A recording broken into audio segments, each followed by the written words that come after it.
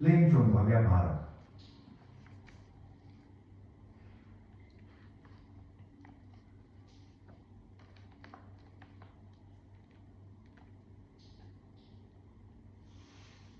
बादशाह यद्यपि श्री कील देव जी महाराज से प्रभावित तो बहुत हुआ, परंतु मुसलमान मुल्ला मौलवियों के निरंतर संपर्क में रहने से उसने हिंदुओं का धर्म परिवर्तन कर उन्हें मुसलमान बनाने का अभियान चला रखा था।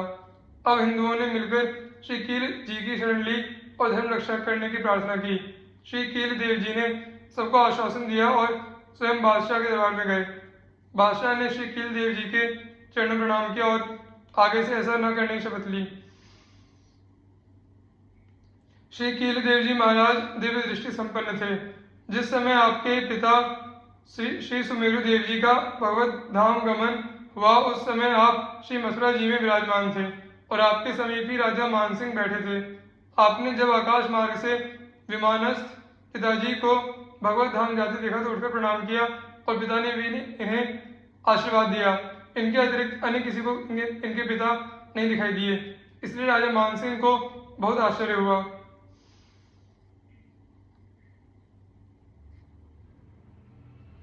उन्होंने श्री कील जी से पूछा कि प्रभु आप क्यों उठे और हाथ जोड़कर किसे प्रणाम किया। श्री कील जी ने उन्हें पिताजी के परम धाम गमन की बात बताई। मानसिंह को बहुत आश्चर्य हुआ, क्योंकि श्री कील देव जी के पिताजी का शरीर छूटा था गुजरात में और श्री कील देव जी थे मथुरा में। ऐसे में श्री कील देव जी को पिता दर्शन कैसे हुआ, यह मानसिंह के लिए आश्चर्य की बात थी। उन्होंने तुरंत ही अपने दूतों को गुजरात भेजकर सत्यता की जानकारी की। श्री कील देव जी की बात अक्षरशः सत्य प्रमाणित हुई। इससे राजा मानसिंह को इन पर बहुत ही श्रद्धा हो गई। इस घटना का श्री प्रियादास जी ने अपने कवित्व में इस प्रकार वर्णन किया है। श्री सुमेर देव पिता सूबे गुजरात होते, भयो तनुपात सुविमान चढ़ी चले हैं।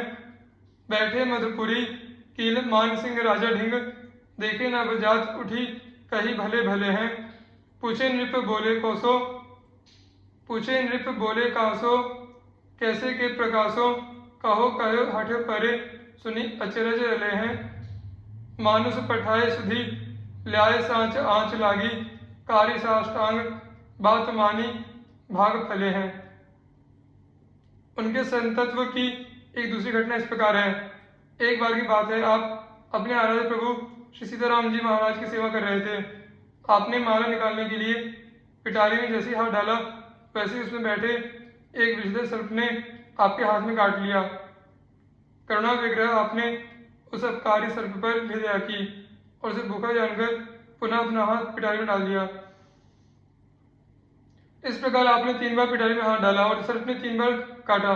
चौथी बार वो स्वयं पिटारी से बाहर चला गया। इस प्रकार आपने सर्प को भी अतिथि मानकर उसका सत्कार किया और उसकी क्षुधा पूर्ति की। श्री राम कृपा से उस विषधर के विष का आप पर कोई प्रभाव भी नहीं हुआ। सत्य है, जब भजन के प्रभाव से काल व्याल का विष नहीं व्यापता, तो लौकिक व्याल का विष क्या व्यापेगा।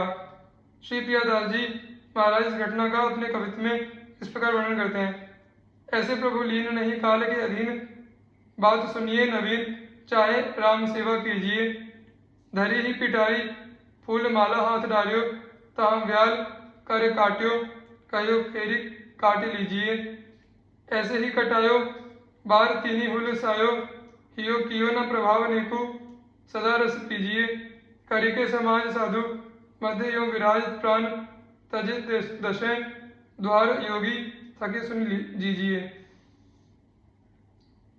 श्री कीलदेव जी महाराज सिद्ध संत थे। भविष्य की बातें जान लेने की उनमें सामर्थ्य थी। जब उन्हें भगवत धाम जाना हुआ तो पहले से ही संतों के पास इस आशय का संदेश भेज दिया और संतों से संकीर्तन करने को कहा।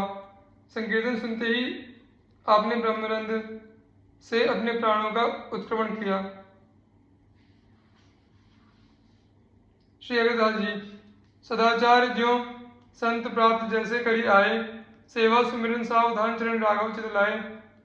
प्रसिद्ध बाग सो प्रीति सुहथ, कृत कर्त निरंतर, रसना निर्मल नाम मानहु, बरसत धाराधर। श्री कृष्णदास कृपा करी, भक्ति दत्त मन बच क्रम, करी अटल दयो। श्री अग्रदास हरि भजन बिन काल प्रथा नहीं बितयो। श्री स्वामी अग्रदास जी ने भगवत भजन के बिना क्षण मात्र भी समय को व्यर्थ नहीं बिताया। आपका वैष्णव सदाचार पूर्ववर्ती आचार्यों के समान ही था। आप सदा मानसी सेवा एवं प्रकट विग्रह सेवा में तथा भगवान नाम स्मरण में सावधान रहते थे। सदा राघवेंद्र सरकार के श्री चरणों में मन को लगाए रहते थे। सीताराम विहार प्रसिद्ध बाग में आपकी बड़ी प्रीति थी। उसे सींचने बुहारने आदि की सब सेवाएं सदा आप अपने हाथ से ही करते थे। आपके जीवा से परम पवित्र श्री सीताराम नाम की ध्वनि इस प्रकार होती रहती थी मानो मधुर गर्जन के साथ मंद मंद वर्षा हो रही है। गुरुदेव परिहारी श्री कृष्णदास जी ने परम कृपा करके मन वचन कर्म से संबंधित अचल भक्ति का भाव आपको प्रदान किया था। श्री नाभादास जी के गुरु महाराज श्री अग्रदास जी का चरित्र संक्षेप में यहाँ प्रस्तुत है। महात्मा श्री अग्रदास जी श्री कृष्णदास परिहारी जी महाराज के शिष्य थे, जिन्होंने जयपुर में गलता नामक प्रसिद्ध स्थान पर पधारकर तत्कालीन जयपुर नरेश को वैष्णव बनाया और वहीं पर पहाड़ में धुनी स्थापित की, जो अभी तक चालू है। श्री परिहारी जी महाराज के बड़े शिष्य श्री कील ने तो श्री गुरुदेव के परम धाम गमन के बाद गलता की गद्दी संभाली और अग्रदास जी ने जयपुर के पास ही लगभग 30 मील दूर गोरिया स्टेशन के निकट रैवासा नामक स्थान पर गद्दी स्थापित की। श्री अग्रदास जी का प्रादुर्भाव फाल्गुन शुक्ल 2 सन 1553 को राजस्थान के गांव में ब्राह्मण कुल में हुआ था। इनमें भक्ति के संस्कार बचपन से ही विद्यमान थे, अतः अत्यंत अल्प वय में ही आपने घर छोड़कर श्री परिहारी जी महाराज की शरण ग्रहण कर ली। श्री परिहारी जी ने इन्हें योग्य जानकर श्री राम मंत्र की दीक्षा दी और उपासना रहस्य एवं शरणागति महात्म्य का उपदेश दिया। श्री परिहारी जी की ही भांति श्री अग्रदास जी भी सिद्ध संत थे। एक बार की बात है, राजा मानसिंह कहीं युद्ध करने जा रहे थे। मार्ग में श्री परिहारी जी महाराज का आश्रम पड़ता था। मान सिंह की श्री परिहारी जी महाराज पर बड़ी श्रद्धा थी, अतः वे अपनी 10,000 सेना के साथ आश्रम आ गए और श्री महाराज जी के चरणों में प्रणिपात किया। श्री परिहारी जी महाराज ने मान सिंह को आशीर्वाद दिया और श्री अग्रदास जी को सेना सहित राजा का आतिथ्य करने को कहा। उस समय कुटी में मात्र 10 केले रखे थे। अग्रदास जी उन 10 केलों को लेकर आए। श्री परिहारी जी ने कहा, 10-10 किलो सबको बांट दो। श्री अग्रदास जी ने बिना कोई प्रश्न कि गुरु आज्ञा पालन किए 10,000 लोगों को 10-10 केले बांट दिए। तब भी उनके हाथ में 10 केले बचे ही रहे।